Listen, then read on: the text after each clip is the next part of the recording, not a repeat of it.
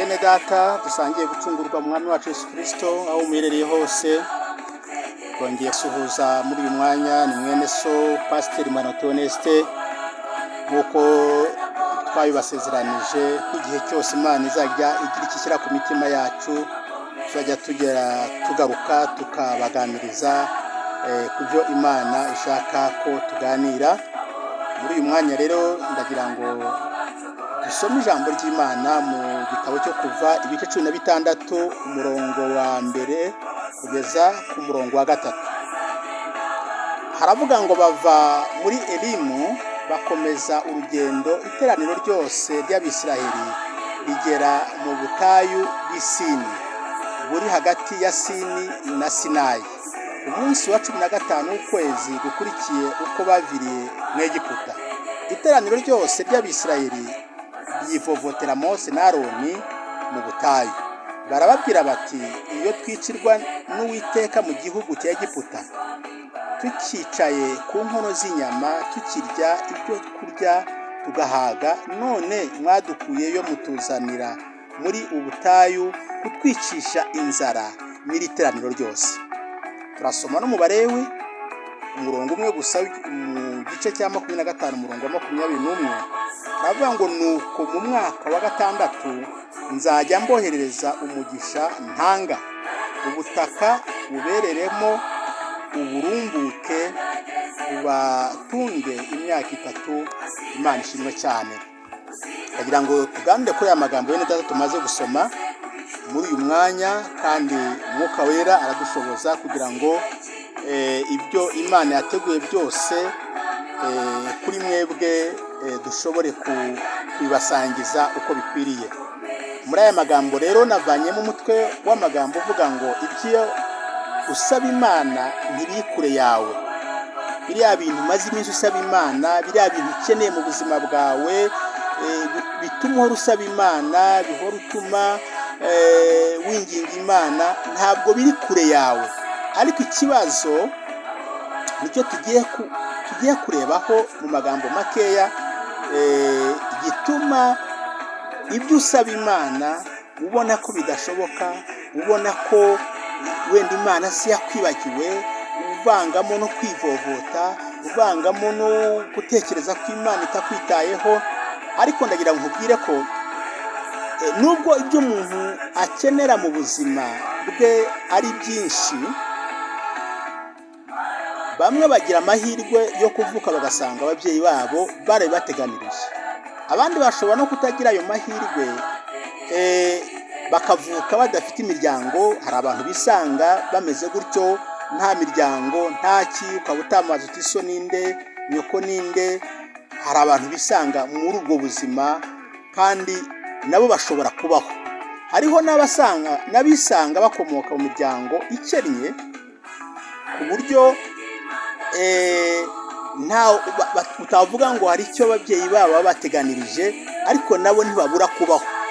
Hakaba rero n'ibyo umuntu wese yishakira atabirazwe n'ababyeyi cyangwa abandi bantu, ariko akagira ibyo yishakira. Ariko umuntu wese ajya asanga hari ibintu abura mu buzima, yaba ari uwabivukanye, yaba ari uwabirazwe, yaba ari uwabyishakiye. Nta muntu ugera ku rwego yumva ibintu byose yarabigezeho, cyane cyane ibintu by'ingenzi. Igihe cyose Bibiliya iravuga ngo Imana yashyize kwifuza kwiteka mu mutima w'umuntu.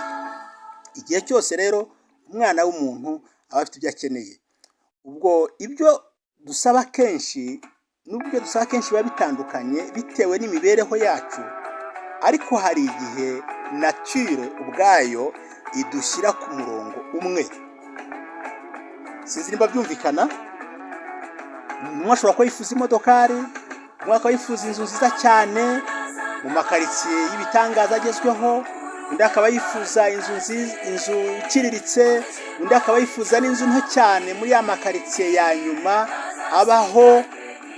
Ariko icyo duhuriraho ari uwifuza biriya byinshi cyane n'uwifuza bike cyane, icyo dushobora guhuriraho ni uko hariho ibyo twese tuba dukeneye gusaba Imana tudashobora kugeraho n'imbaraga zacu cyangwa ubwenge bwacu cyangwa se ubundi buryo bwose dushobora gukoresha. None ubundi buryo tubonye nature nayo ubwayo ishobora gukereya situation dushobora kwisangamo twese, ugasanga abantu bose babandi bose bo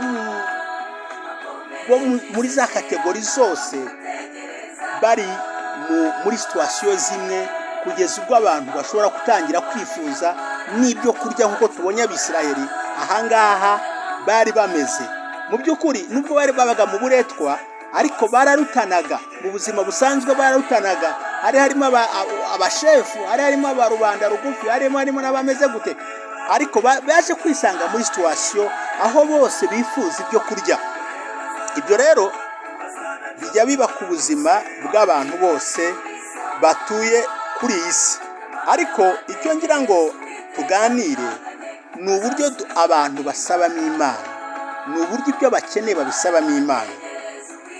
Icyo bene data nshaka ko tuvuga uyu munsi ni ukumenya gusaba Imana ibyo ukeneye utitotomba, kuko Imana izi ibyo ukeneye utarabisaba.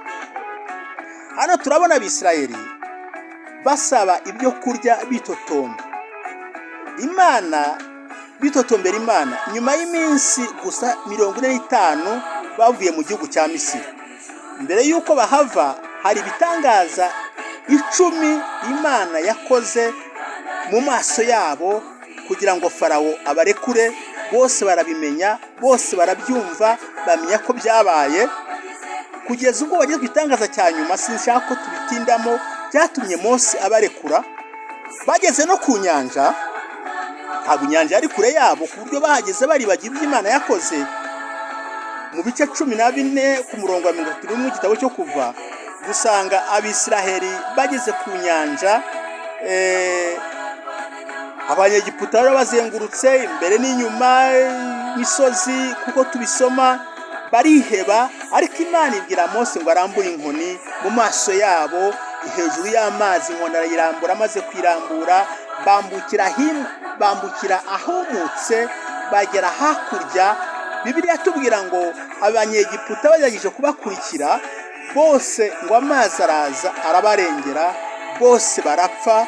Nibwo Mose, tubona indirimbo ya Mose ngo na Aroni batera indirimbo, bararirimba, buzura umwuka wera, baravuga bati Abanyegiputa, abagendera ku magare n'amafarashi, ati bose baheza umuhengeri. Bararirimba indirimbo y'ibyishimo, indirimbo yo kunesha, indirimbo y'intsinzi. Hanyuma igihe kiragera barahava, ariko mu kanya gato cyane, mu byumweru byakurikiyeho bike cyane, bitarenga nka 2, mu bice 15 ku murongo wa 22, tubona bageze ahantu bita Imara, ngo bahasanga amazi arura. Ayo mazi yararuraga kandi bari mu butayu. Nuko uwo mwanya ngo batangira kongera kwitotomba, baritotomba, bituma ngo Imana ibwira Mose guhumanura y'amazi. Imana irayahumanura, baranywa, barabibona ko uwo mwanya bashyize inyota, bakomeza urugendo. Bibiliya tubwira ngo mu minsi mike cyane, mu 16 ku murongo wa 1 n'uwa 3, bageze ngo mu butayu, batangira kwitotomba. Noneho ngo baribwa n'inzara, baritotomba, ngo babwira Mose amagambo mabi twasomye. Baramubwira bati ni kubera iki mwatuzanye ahangaha? Nimba mutari mufite ubushobozi bwo kudutungira muri iyi nzira nako muri ubu butayu, nimba mutari mufite ubushobozi, kuki mutabyizeho uyu mushinga? Kuki mutawuteguye neza? Baramuhagurukira we na Aroni, baramubwira bati kuki utuzanya ahangaha? Kuki Imana itatwiciye mu Egiputa tukirya ngo duhage, twikiciye ku nkono z'inyama dushobora kurya tugahaga, none mukaba mutuzanya ahangaha? Kuki uyu mushinga mutawize neza? Kuki mutabitekerejeho? Mose abura uko agenza, ariko yibuka ko Imana ariyo yamutegetse kuvana abantu mu gihugu cya Misiri, kandi yari yarayisabye mbere yuko ahava. Aravuga ati ntabwo nzemera ko ngenda ngenyine tutajyanye. Imana iramwemerera. Haleluya. ndagira nkubwire mwene data, mu rugendo rwawe urimo, mu buzima urimo uyu munsi, mu by'ukuri Imana irabizi, kandi Imana yahagurukanye nawe, iri kumwe nawe, ntabwo izagusiga, ntabwo izakureka. Nubwo ubona ugeze mu bigoye, nubwo ubona ugeze mu ntambara, nubwo ugeze mu biruhije, ariko ndagira ngo wibuke gato cyane umwaka ushize, cyangwa se imyaka 3 ishize, cyangwa 2 ishize, cyangwa amezi 3 ashize, ibyo Imana yagukoreye byari bikomeye. Wabonaga ko nta mwana w'umuntu wabasha kuyigukiza, ariko Imana yarabigukijije. Wari ufite amadeni, waraniwe kwishyura inzu, waraniwe kubona ibyo kurya, wari wabuze minerivare z'abana, wari urwaye udashobora kwivuza. Ibyo byose bya bindi Imana yagiye igukorera, ntabwo ya Mana yahindutse, niyo Mana ihari uyu munsi. Ntabwo Imana igihinduka, ni ya yindi. Ndagira ngo nkubwire, hari abantu bari mu butayu, kandi ubwo butayu barimo si ukuvuga ko Imana ibuyobewe. Icyo ugomba kwirinda ni ubutayu bwo mu mutima, kuko ubutayu bwo mu mutima nibwo butayu bubi cyane kurusha ubutayu busanzwe bwo mu mufuka, cyangwa bwo kuri konte yawe, cyangwa se bwo mu murima wawe. Ubutayu bwo mu mutima nibwo butayu bubi cyane, kubera ko ubutayu bw'inyuma bugaragara buza kugira ngo bukreye cyangwa se bureme ubutayu bwo mu mutima, kandi ubwo mu mutima nibwo bugoye cyane kurusha ubw'inyuma. Ndabisobanura muri aya magambo, ubutayu bw'inyuma n'ubw'imbere aho bitandukaniye. Mu Itangiriro bice 22 ku murongo wa 7 tuhabona Isaka abaza se ati, data, ndabona umuriro n'inkwi, atari ko si igitambo cy'umwana w'intama kiri hehe? Cyari ikibazo gikomeye kuri Aburahamu kugisubiza, kuko Isaka yari afite ubutayu bwo mu mutima bwo kutamenya aho igitambo kiri. Ntabwo yabonaga igitambo, ariko ise we, kuko yari yaravuganye n'Imana, nta butayu bw'imbere yari afite, kuko yari afite kwizera mu mutima we ko nubwo nta gitambo ajyanye, ko ariko kw'Imana iza kukishakira. Nicyo gisubizo yatanze. Umurongo wa 8 aravuga ngo, mwana wanjye, Imana iri bwibonere umwana w'intama w'igitambo. Aburahamu nta butayu bwo mu mutima we yari afite. Ibyo byatumye ashobora kubona igisubizo gihwanye neza n'ikiri ku mutima w'Imana, n'icyo Imana yari yagambiriye. Ntabwo Aburahamu Imana yari yagize imubwira ko hari umwana w'intama aza gusanga ku musozi, ariko yarabyatuye kuko yari yizeye Imana mu mutima we.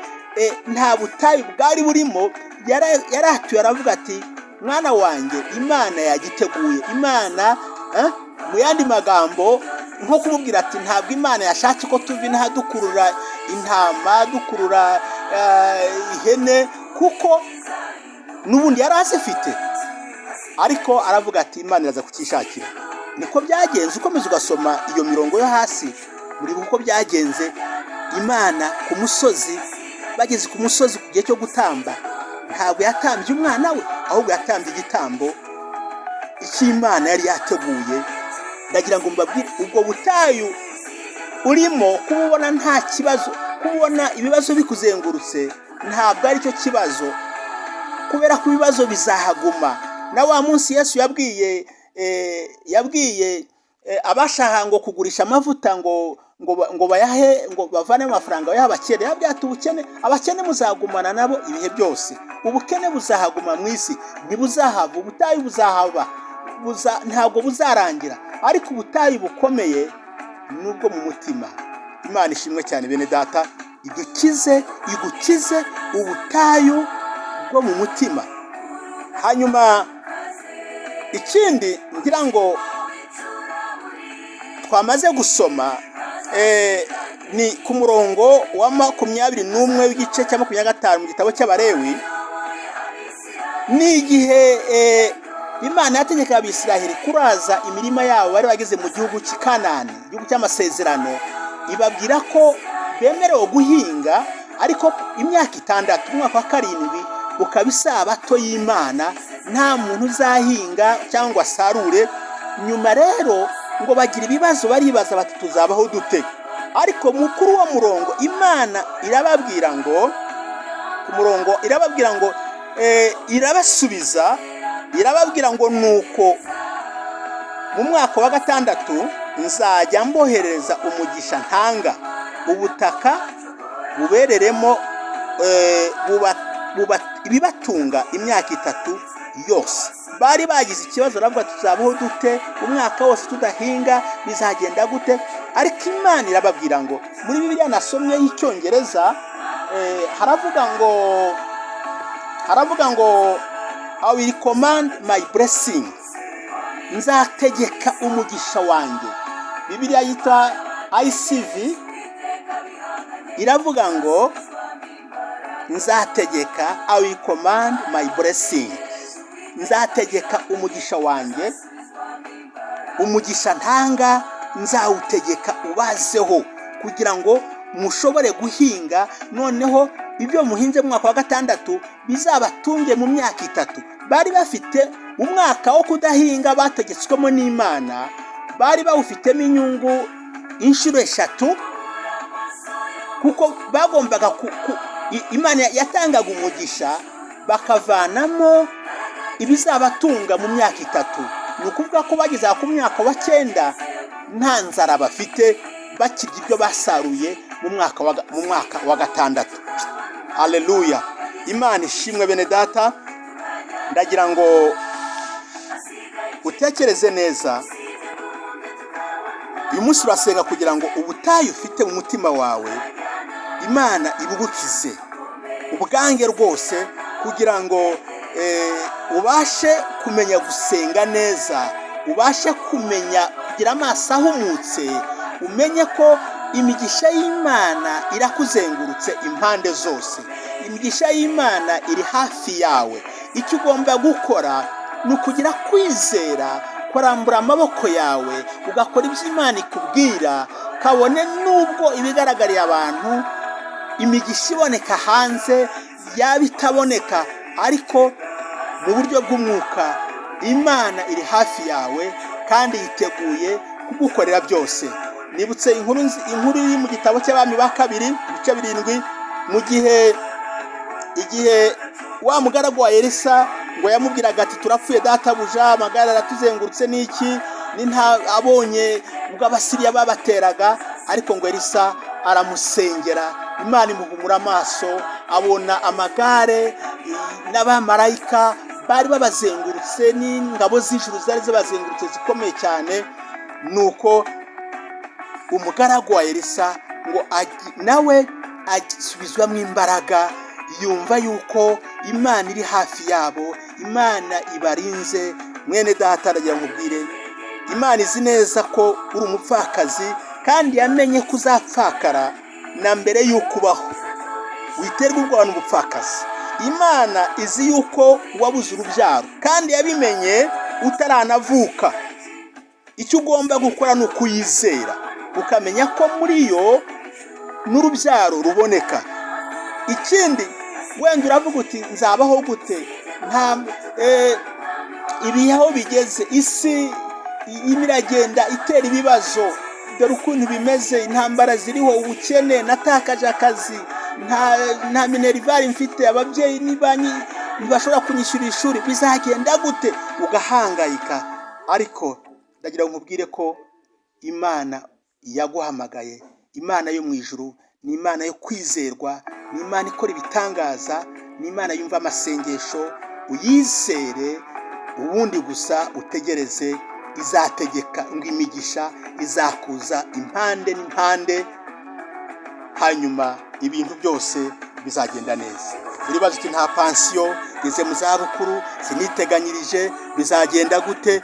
Ibibazo ni byinshi, ariko nagira ngo nkubwire mwene data, izere Imana, wizere Imana, wizere Imana.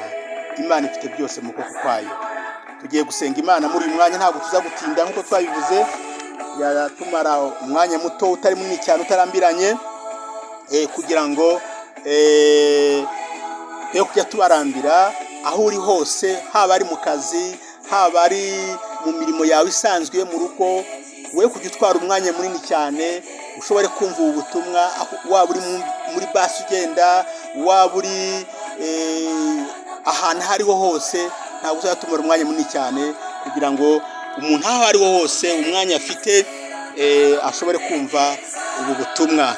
Icyo akora, nimba hari inama mwatugira nazo turazibasaba rwose.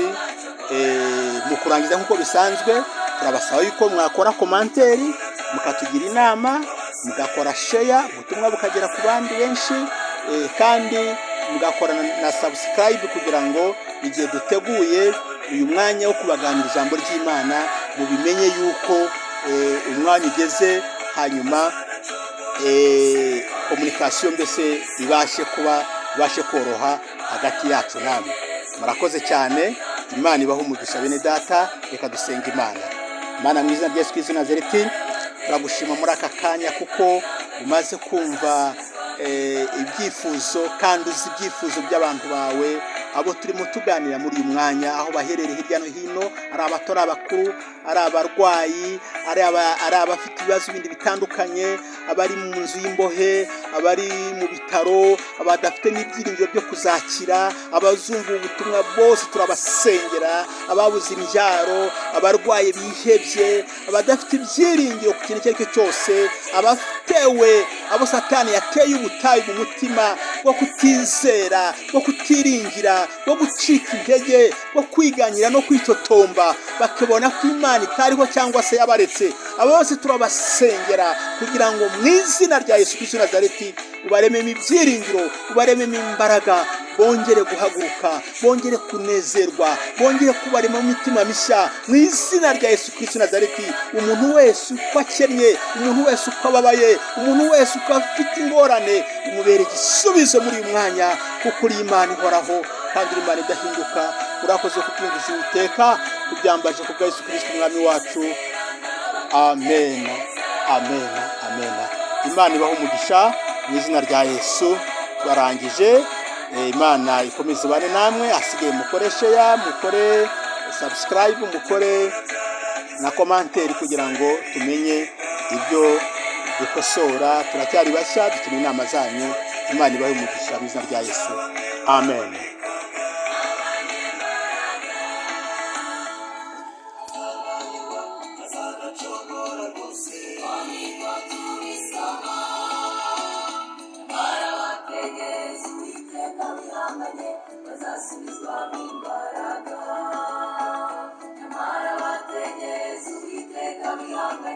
Bazasubizwamo imbaraga.